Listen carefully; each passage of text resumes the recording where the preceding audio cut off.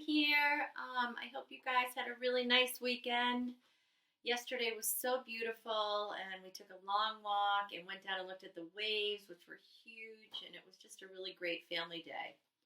Anyways, I thought I would read one of my favorite stories of all time called Miss Rumphius. And Miss Rumphius is about a woman who thinks of ways to make the world a more beautiful place. And I hope after I read this story, we can think of ways together to make the world a more beautiful place. Miss Rumphius. Story and illustrations by Barbara Cooney.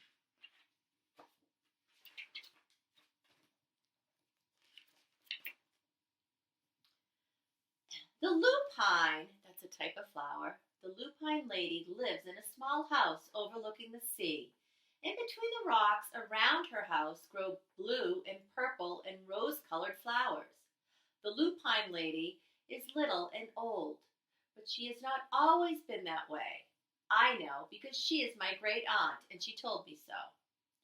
Once upon a time, when she was a little girl named Alice, who lived in a city by the sea, from the front stoop she could see the wharves of the bristling masts of tall ships.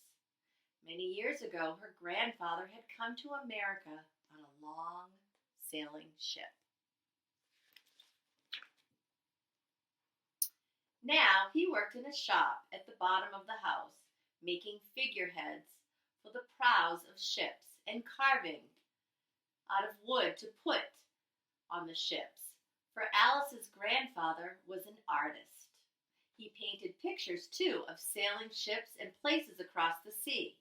And when he was very busy, Alice helped him put in the skies of the pictures.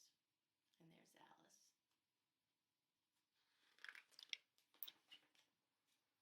In the evening, Alice sat on her grandfather's knee and listened to his stories of faraway places. When he finished, Alice would say, "When I grow up, I too will go to faraway places. And when I grow old, I too will live by the sea."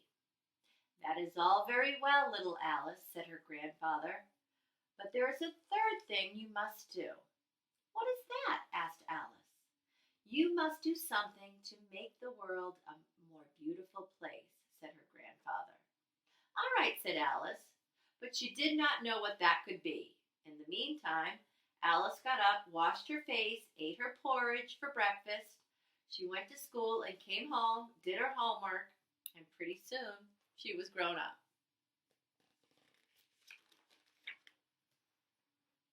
Then my great aunt Alice set out to do 3 things she had told her grandfather she was going to do.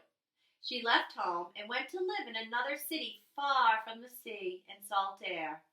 There she worked in a library, dusting books and keeping them from getting mixed up and helping people find the ones they wanted. Some of the books told her about faraway places. People called her Miss Rumphius now.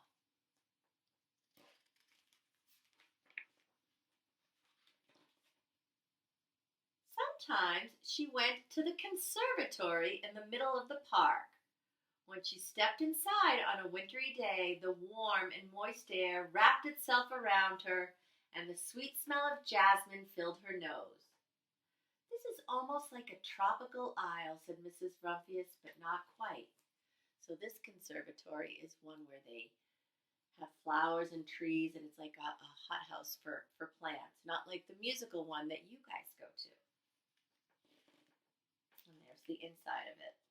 It's like being in a greenhouse. So Miss Rumphius went to a real tropical island where people kept cockatoos and monkeys as pets.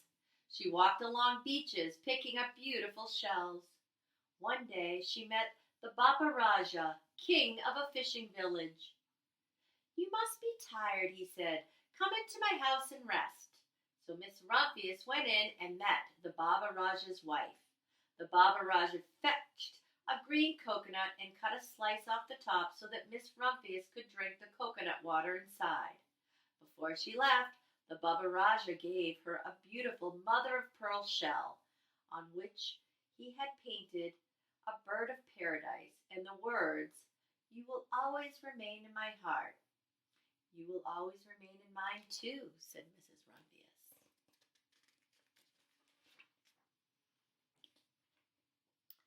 My great aunt, Miss Alice Rumphius, climbed tall mountains where the snow never melted.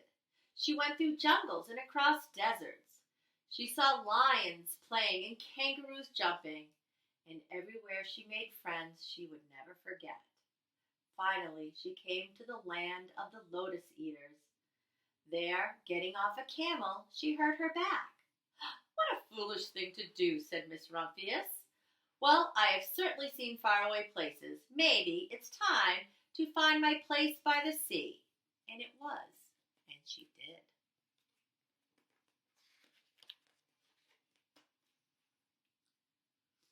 From the porch of her new house, Miss Rumphius watched the sun come up.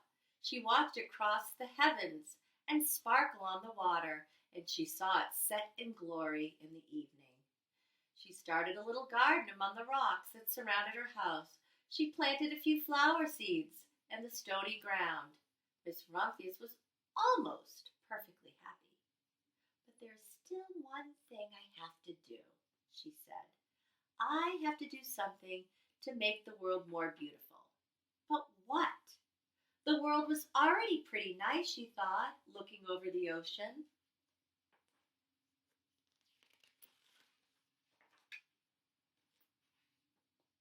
The next spring, Miss Rumphius was not well at all. Her back was bothering her again, so she had to stay in bed most of the time. The flowers she had planted the summer before had come up and bloomed in spite of the stony ground. She could see them from her bedroom window, blue and purple and rose-colored. "Lupines," said Mrs. Rumphius with satisfaction. "I have always loved lupines the best. I wish I could plant more seeds this summer so that I could still have more flowers next year." But she was not able to because of her back.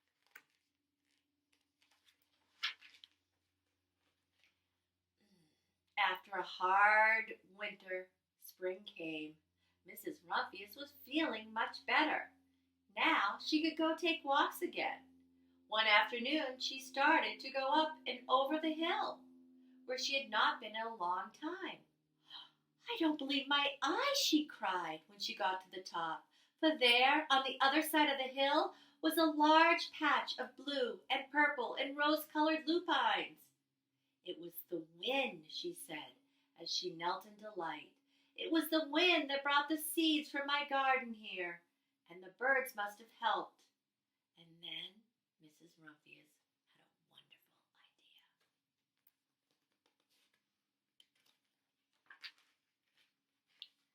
She hurried home and got out her seed catalogs. She set off to the very best seed house for 5 bushels of lupine seeds. All that summer, Mrs. Rumphius, her pockets full of seeds, wandered over fields and headlands, sowing lupines. She scattered seeds along the highways and down the country lanes. She flung handfuls of them around the schoolhouse and in back of the church. She tossed them into hollows and along stone walls.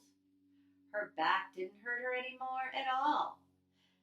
Now some people called her the crazy old lady.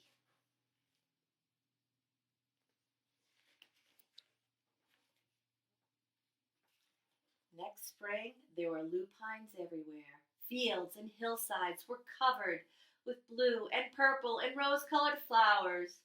They blossomed along the highways and down the lanes.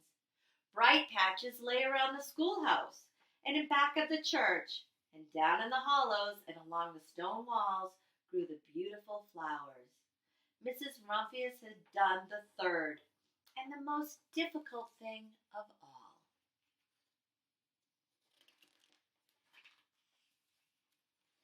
You know what she did? How did she make the world more beautiful? With planting flowers. My great aunt Alice, Mrs. Rumphius, is very old now. Her hair is very white. Every year there are more and more lupines. Now they call her the Lupine Lady. Sometimes my friends stand with me outside her gate, curious to see the old lady who planted the fields of lupines. When she invites us in, they come slowly. They think she is the oldest woman in the world. Often she tells us stories of faraway places. When I grow up, I tell her, I too will go to faraway places, and I too will come home to live by the sea. That is all very well, little Alice, says my aunt, but there is a third thing you must do. What is that? I asked. You must do something to make the world more beautiful. All right, I said, but I do not know yet what that can be.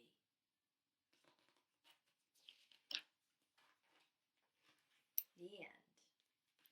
So, my friends, I was thinking of some ways, we could generate ideas about how we would make the world a more beautiful place.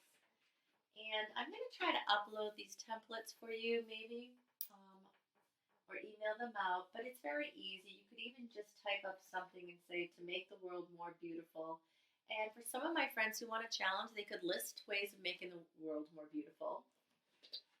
And for some of my friends who just want to draw a picture, they could draw a picture of how they would make the world more beautiful.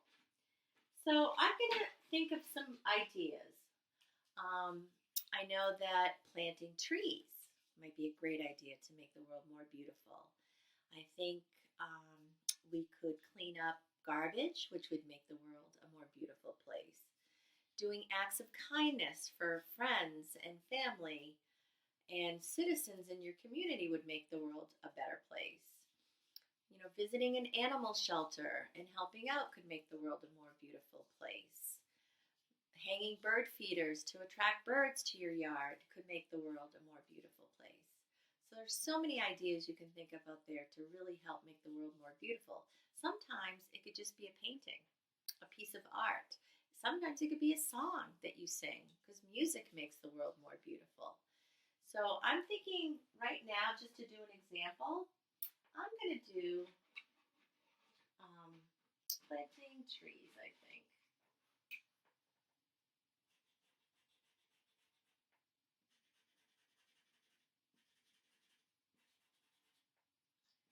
And I hope if I plant some trees, I'm going to attract some birds and some baby birds and nests.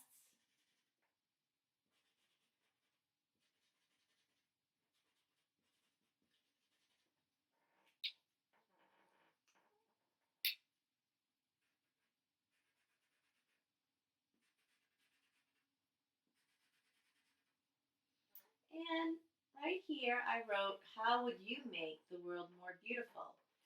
And if I want to take a challenge and I want to practice my inventive spelling and my sight words, I might say, I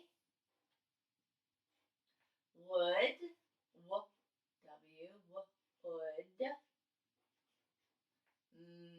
make, the is a sight word, the world, world,